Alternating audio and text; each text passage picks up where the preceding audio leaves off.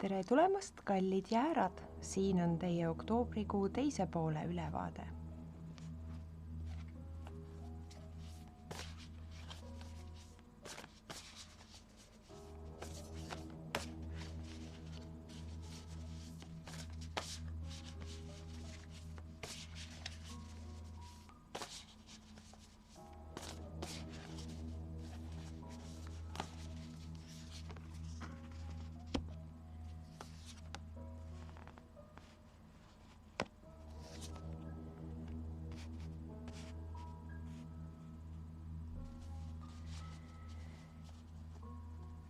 No nii, sel kuul on, ehk siis selle kuu lõpus, lõpupoole, on jääradel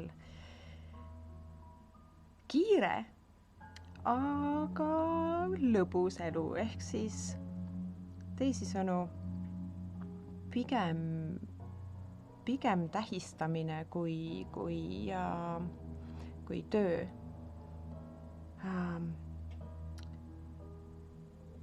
Emotsioonide rikas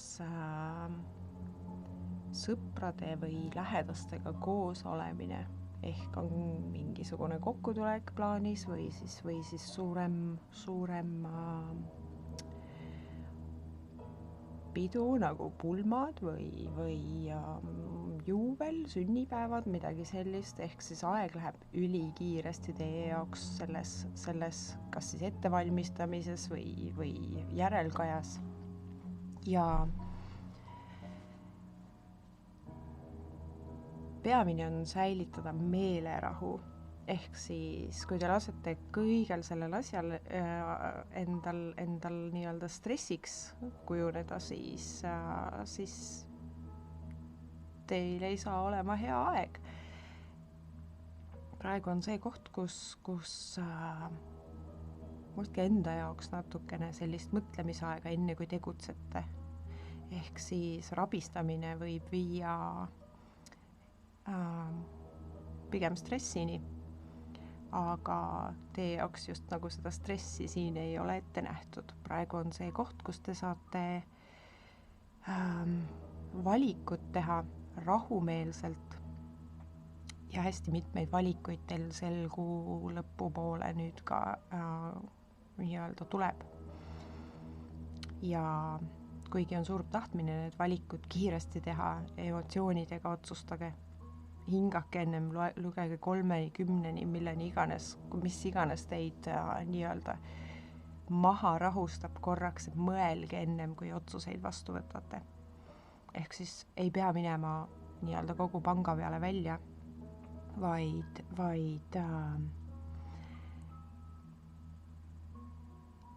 on võimalik ka teisiti.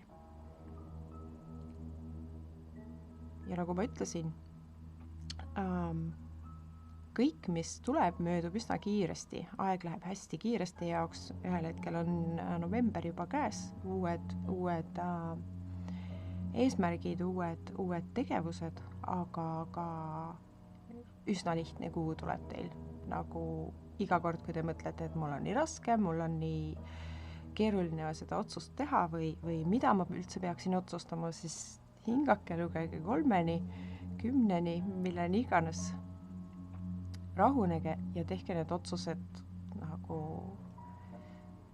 stabiilselt positsioonilt, meelerahu positsioonilt, mitte stressi või peale surutud olukordade tunde positsioonilt. Ja ilusat oktoobrikuu lõppu teile. Aitäh ja olge hoitud!